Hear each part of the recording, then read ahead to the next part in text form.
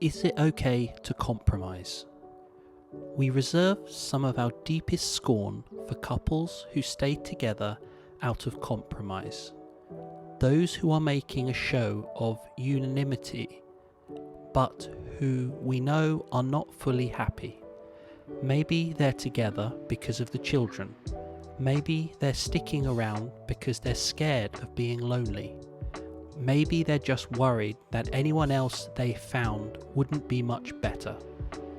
These seem like disgraceful motives to be with anyone.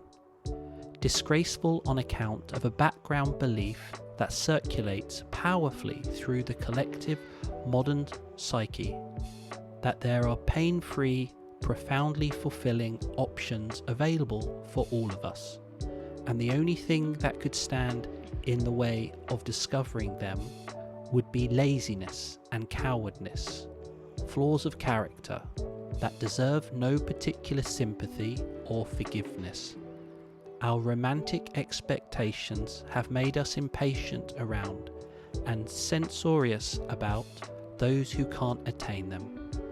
But imagine if we were to tweak the premise of the argument a little and, for a moment, probe at the notion that there really might be a pain-free and fulfilling option available for all of us at all times.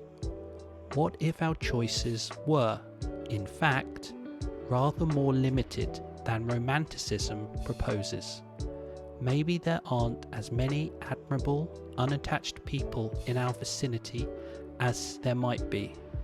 Maybe we lack the charm, the personality, the career, the confidence, or the looks ever to attract the ones that do exist. Maybe time is running out, or maybe our children would take it badly if we dynamited the family for the sake of better sex and greater cheer elsewhere.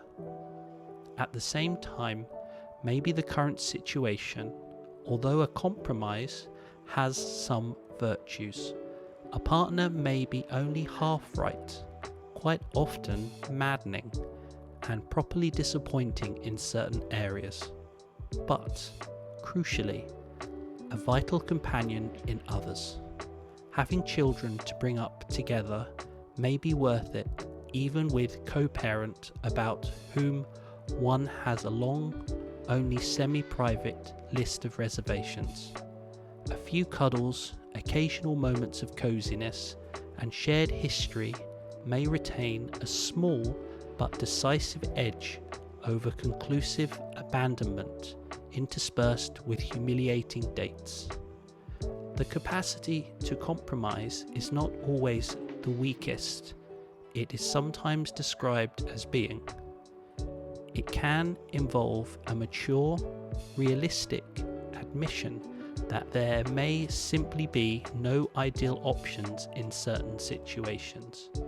Conversely, an inability to compromise does not always have to be the courageous and visionary position it is held to be by our impatient and perfectionist ideology. It may just be a slightly rigid, proud and cruel delusion. Mocking people who compromise is, of course, emotionally handy. It localizes a problem that is normal to want to disavow.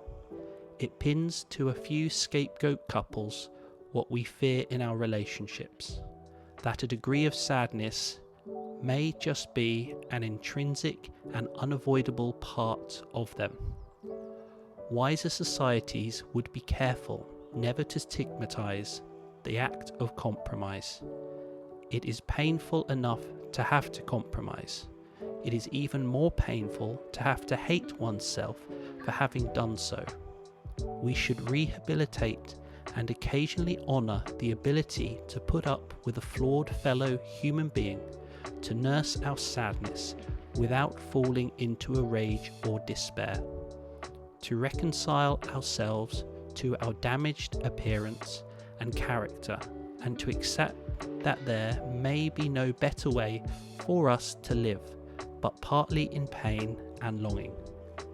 giving who we are and what the world can provide.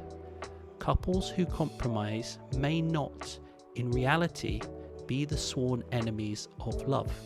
They may be at the vanguard of understanding what staying the course in a relationship can demand.